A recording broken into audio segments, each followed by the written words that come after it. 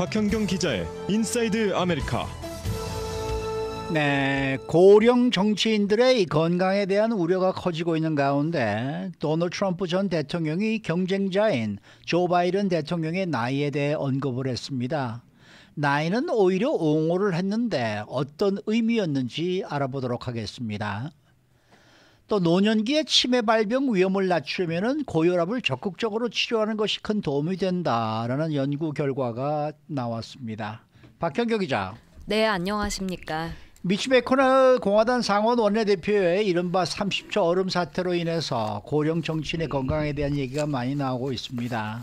이런 가운데 도널드 트럼프 전 대통령이 조 바이든 대통령의 나이에 대한 언급을 했다고요? 네, 도널드 트럼프 전 대통령은 오늘 한 라디오 방송 인터뷰에서 올해 80살 조 바이든 대통령의 고령 논란에 대해 얘기했습니다. 오늘 인터뷰네요. 네, 시리우스 XM의 더 메간 켈리 쇼에 출연해 말한 내용을 의회 전문지 더 힐 등이 보도했는데요. 트럼프 대통령은 우선 나이라는 건 흥미롭다 이렇게 말했습니다. 어떤 사람들은 나이가 들어도 매우 샤프하고, 그러니까 예리하고, 어떤 사람들은 그 예리함을 잃어버린다고 전했습니다. 심지어 40살이나 50살이 돼도 그쯤 해도 그 예리함을 잃을 수 있다고 했습니다. 그러면서 바이든 대통령은 전혀 나이가 많은 게 아니라고 밝혔습니다. 나이가 많지 않다. 그럼 뭐냐? 심하게 무능한 것이다. He's grossly incompetent라고 밝혔습니다. 나이가 많은 게 아니다라고 해놓고는 사실은 바이든 대통령을 비판했네요. 네, 그렇습니다. 트럼프 전 대통령은 그런 점에 힘을 싣기 위해서 홈디포의 공동 창업자 이 버니 머커스를 거론했는데요. 자신의 친구라고 한 이 버니 머커스는 90대인데도 여전히 날카롭고 예전과 비슷하다고 말했습니다. 그리고 윈스턴 처칠 얘기까지 꺼냈습니다.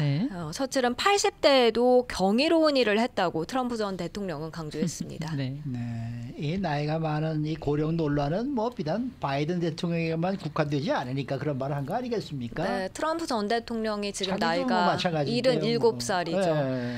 트럼프 전 대통령은 2024년 내년 재선에서 승리를 한다면 바이든 대통령에 이어서 역대 두 번째로 나이가 많은 대통령이 되는데요. 그리고 80대로 접어든 채 이제 임기를 마치게 됩니다. 그런 점에서 80대에도 충분히 예리하게 정치를 할 수 있고 나이가 문제가 전혀 아니란 점을 이번에 강조한 것으로 보입니다. 네, 최근에 바이든 대통령하고 트럼프 전 대통령하고의 그 나이와 관련한 여론조사가 있었는데 이 두 사람의 나이 차이가 3살 차이밖에 안 나거든요. 그런데 여기에 대한 반응은 많이 달랐다고 합니다. 맞습니다. 앞서 월스트리트저널이 지난 4일 공개한 여론조사에서 바이든 대통령이 재선에 도전하기에 너무 나이가 많다라고 그런 반응을 보인 응답자는 전체 73%나 됐습니다.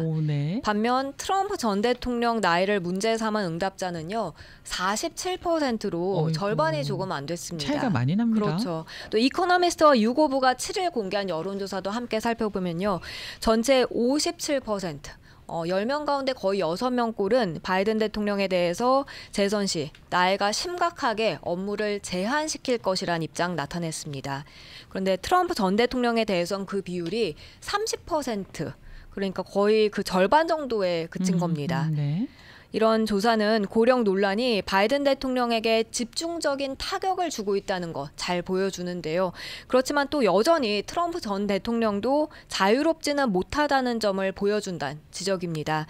그래서 이와 관련해서 트럼프 전 대통령은 월스트리트저널 그 여론조사 거론하면서 부패한 조 바이든의 정신적 무능력을 완화하기 위해서 갑자기 내 나이와 정신에 대해서 묻고 있다 이렇게 비판하기도 했습니다. 아유, 말도 잘합니다. 아니 어제죠 그 미트 롬니 공화당 연방 의원이 이제 76이었죠. 76인데 이제 재선 도전 안 하겠다고 지금 이제 선언을 했는데 사실 이게 좀 고령 정치인들이 조금 요즘 여러 가지로 좀 문제가 좀 되고 있긴 해요. 그래서 이게 어떻게 될지 정말 참 귀추가 주목이 되는 그런 상황인데.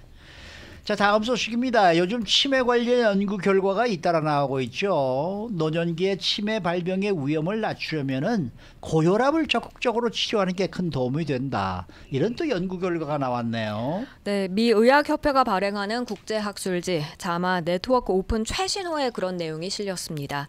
미국 비롯해서 한국, 독일, 프랑스 등 모두 5개 나라 연구진으로 구성된 국제 컨소시엄이 발표한 내용인데요.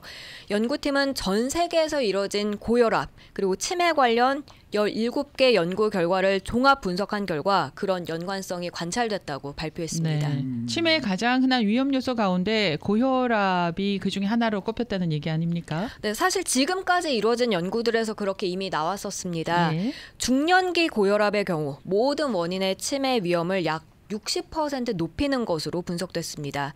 이 중 알츠하이머 치매 위험은 25% 정도 증가시키는 요인으로 파악됐고요. 그렇지만 노년기 고혈압은 이런 연관성이 일관되게 그동안 관찰되진 않았다고 해요. 네. 근데 일부 연구에서 수축기 혈압이나 확장기 혈압과 개별적인 연관성이 나타나긴 했는데 근거 수준이 그렇게 높지 않았었다고 연구팀은 밝혔습니다. 그런데 이번에는 이제 노년기 고혈압과 치매의 연관성에 관한 좀 더 구체적인 영향이 분석이 된 거네요. 맞습니다. 연구팀은 그동안 이제 나라별로 이뤄진 역학 연구 참여자들을 대상으로 분석을 해봤다 하는데요.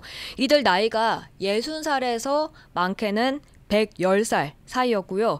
34,500명 이상이 그 대상이었습니다. 그렇게 이들의 평균 나이 72.5세였고요. 네. 이렇게 이들을 대상으로 평균 4.3년에 걸쳐서 노년기의 고혈압 치료가 치매 발병에 미치는 영향을 분석한 건데요.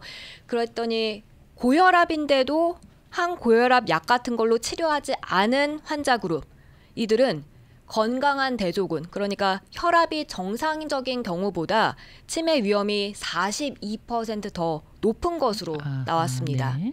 그리고 고혈압을 치료하지 않은 그런 노인은 또 고혈압이지만 혈압 약을 복용한 노인, 그런 노인보다 치매 위험이 여전히 26% 높았고요. 반면에 노년기에 고혈압을 적극적으로 치료한 그룹의 치매 위험은 건강한 대조군과 비교를 해서 뭐 그렇게 유의미한 그런 차이는 없는 것으로 나타났는데요.